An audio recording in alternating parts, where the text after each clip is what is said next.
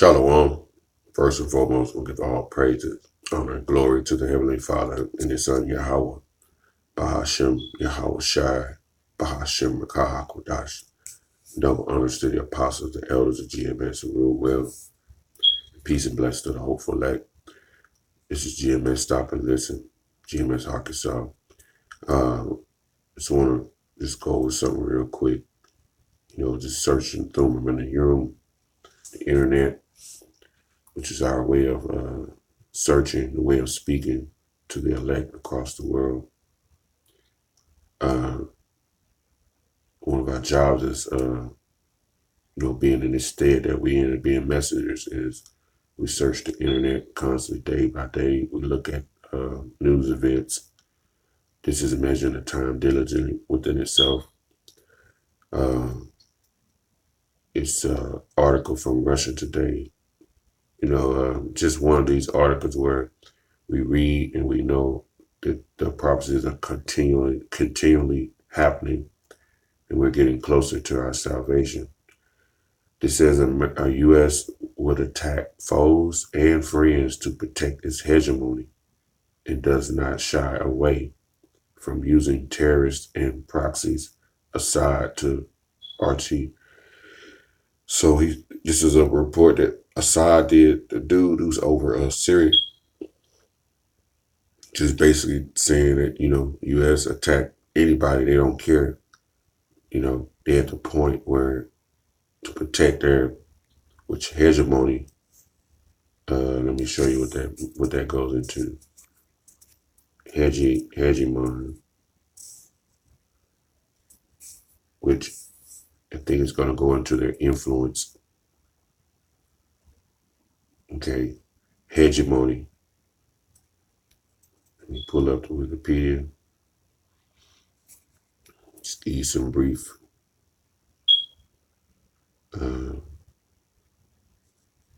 information on it. Okay. This is from Wikipedia.org, hegemony.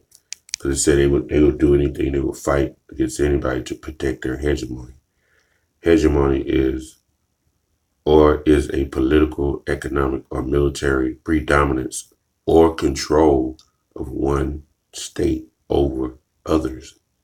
Okay, so it's a control, and that's basically what that's Esau's MO, man. He want to control everything, right? Right now, the earth is what? Job 9:24. The earth is given into the hands of the wicked. Okay. Esau is ruling right now. And he's been ruling since the Renaissance period in this particular eon. And the power that he has, that the Yahweh, Bahashem Yahweh Shai has given him in this particular eon, has made his pride go through the roof to the point where he wants to control everything, man. He wants to be over everything because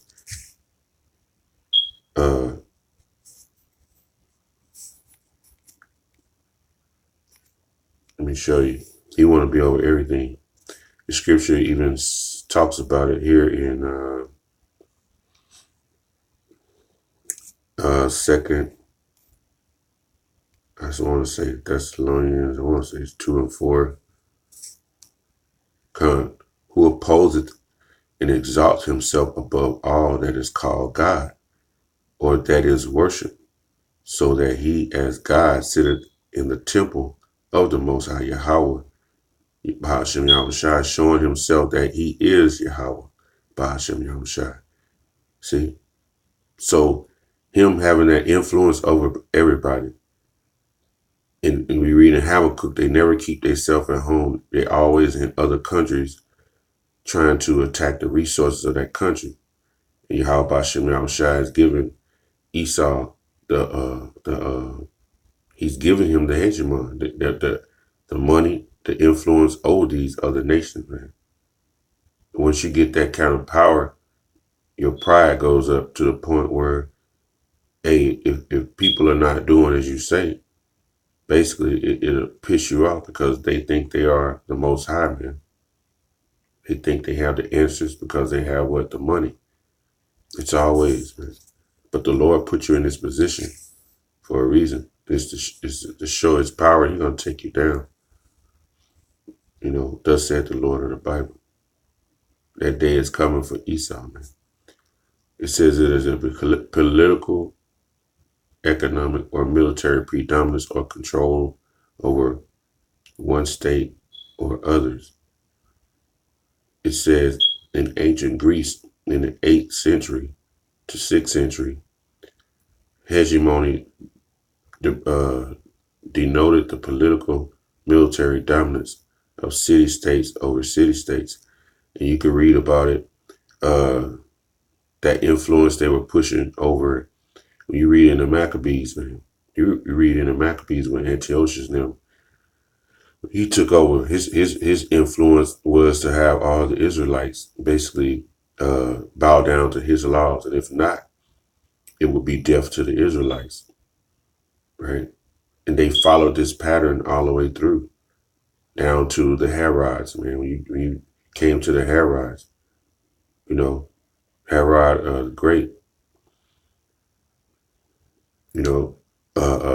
Antipas, all these guys, Agrippa, Aristobulus IV, Agrippa I, Agrippa II. These dudes had they had the hegemony back then.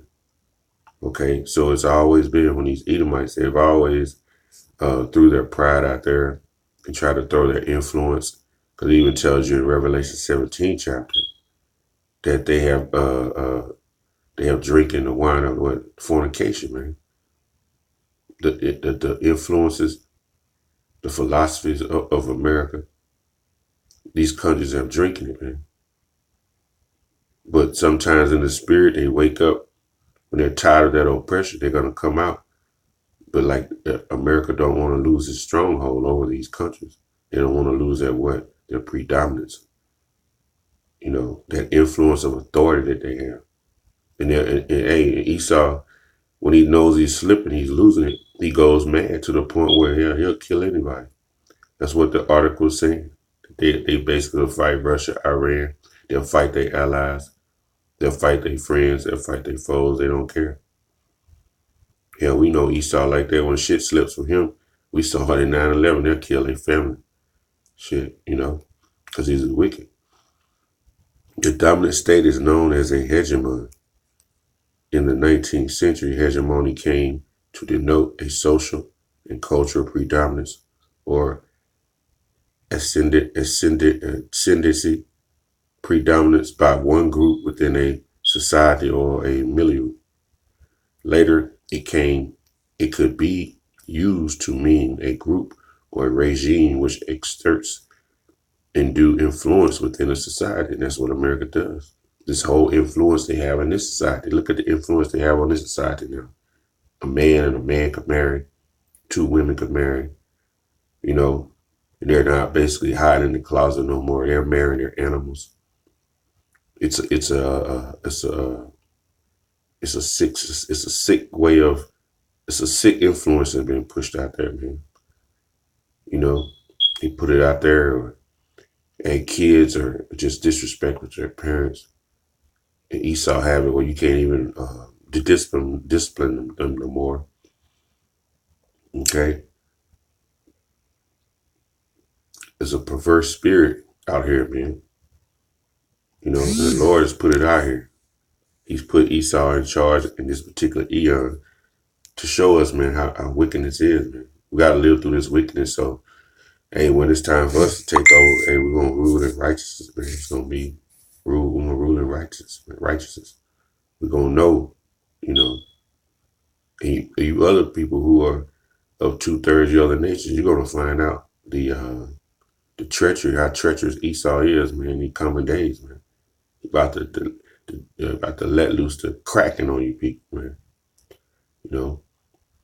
It says it also could be used for a geopolitical and cultural predominance in one country over others, from which was derived hegemonianism, as in the idea of great powers meant to establish European hegemony over Asia and Africa. Okay. It says a cultural imperialism, the leader state dictates the internal politics and societal character of subordinate states to constitute the hegemonic sphere of influence either by the internal uh, uh, sponsored government or by an external installed government. That's what they do, man. Even then, when you go all the way down to the level of the city, man, they place people in these positions who they want, who they know they can control, that can control the people, man. You know, here lately in the last 1 or 2 years, I've been seeing a numerous amount of Israelite being put in the position of mayor in these cities. You know, to try to like to really control Jake, man. It ain't to help. It's just for the Esau to control that particular person that's there to control the people, to lead them more to the slaughter. These mayors will be used as a goat, man, to lead the sheep to the slaughter. Okay. Let's see. Let's go back to the article. See what else it says. Okay.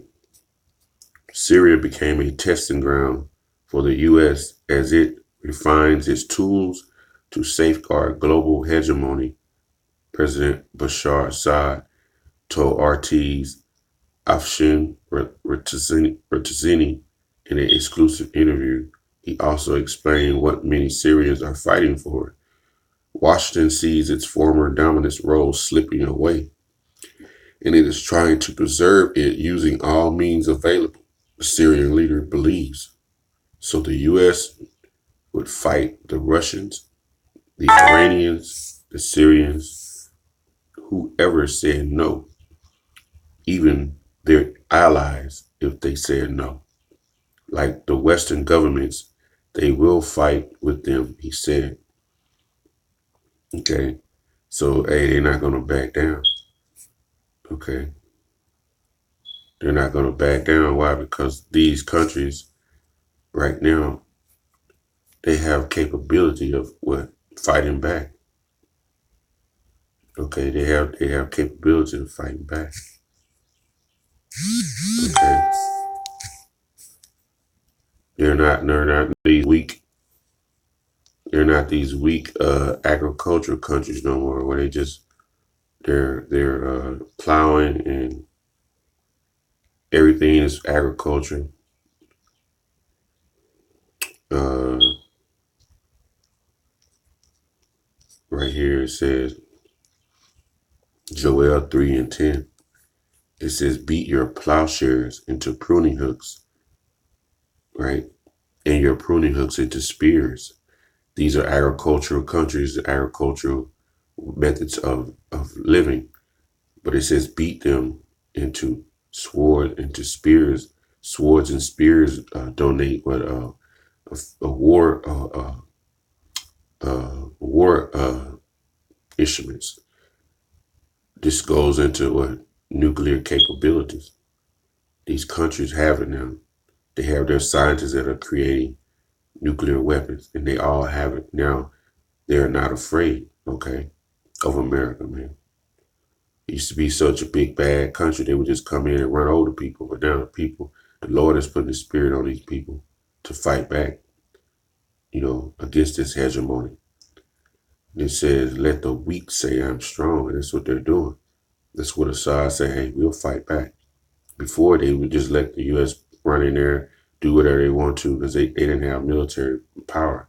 But now they're backed by certain allies. They have strong influence in military tactics.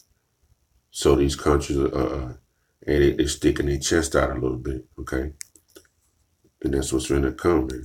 World War III. Okay. And it says, let's go back to it. It says, in fact, Syria was targeted by U.S. after two very costly direct military invasions in Afghanistan and Iraq. In the latter case, the U.S. and its allies fought against Saddam Hussein, an Iraqi strongman who enjoyed active support of Washington and London for decades. So he enjoyed the support of him, man. It says particularly in his war with another American rival, Iran. See, they supported him. So America be trying to play both sides, man. You know, let me get this scripture right here. This is Ecclesiasticus 12 and 10. It says, never trust thine enemy. Like as iron rusted, so is his wickedness, man. So like iron rusted, so is his wickedness. Because when you wipe rust away from iron, what does it do? It comes right back. You know, even heavier. So you can't trust your enemy, man. His wickedness is just like iron and never gonna go away. Though he humble himself and go crouching, yet take good heed and beware of him, and thou shalt be unto him as if thou hast wiped a looking glass. When you wipe the looking glass, what do you see? The true image of what's on the other side. You see the true image, okay? And that's what these countries are seeing with America. They're seeing the true image of America. You know, before when you wipe that glass, you would see a smiling face on the other side with their hand out. Join me in peace. But now, when they wipe their looking glass, they see what? The face of a devil on the other side, with horns protruding from his head, and a what? A serpent tongue coming from his mouth. Okay? It says, thou shalt know that his rust have not been together wiped away. Like I said, when you see that, when you wipe that looking glass now, when you're looking at America, that's what you see. Forked tongue with hoods, with horns protruding from his head, man. Basically trying to kill you. Kill you through what? Smooth words, policies. That's that hegemonic influence, man. Psalms 55 and 21. The words of his mouth were smoother than butter. Okay? But war was in his heart. So you go into smooth, it goes into like deceit. Okay, slippery. You know, they smooth, man, the way they talk. They always tell you it's about peace coming together, bringing wealth to a region. When all the time they trying to go in there, they never satisfied. When you read in Habakkuk, they want to get into your region to steal your resources. Then have you fighting against other countries. War was in his heart, man. In the midst of his inner thoughts is always war, because what Esau is wicked, man. It's always been war in his heart. Every time he's been in charge of the eon, it's been war. Look at the Greeks, man. Even when Babylonians, we were in captivity under Babylonians, war was in his heart, helping the Babylonians take us down. It's always been. Look at Cain and Abel. Even when Esau get his blessing, first thing he said, hey, the time of my father's at hand, now I'm going to slay my brother Jacob, man. Amen. Esau is a cancer, man. The words of his mouth were smoother than butter, but war was in his heart. It says his words were salter than oil. They slick, man. Yet were they drawn swords. So Esau always have a sword behind his back, waiting to stab you. You know. And how did he do it with you Israelites in this particular time? He did it with the sword, and he did it when he showed up with your covenant in his hand, the Bible. He showed up with the Bible, twisting the words and having you believing that he's all right. You know, he showed you love thy neighbor. So you just let him on in. You let your guards down, man. You know, you didn't know there was a wolf in the sheep yard, man. You let him in, man. A wolf in what? Sheep's clothing. So, hey, Esau, Esau is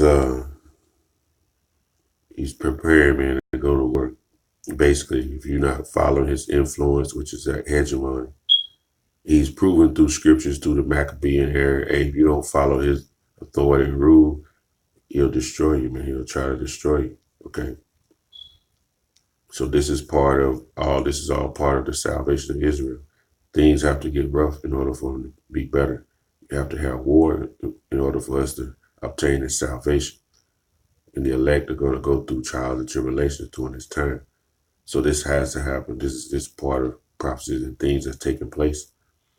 And with that, I want to give all praise, honor, and glory to the Heavenly Father and the Son, Yahweh, Bahashem Yahweh Shai, Bahashem Rekah Kodash, and double honors to the apostles and elders of GMS who rule well. Peace and blessings to the hopeful elect out there. Keep pushing. This is GMS Stop and Listen, GMS Arkansas. Till the next time, say Shalom.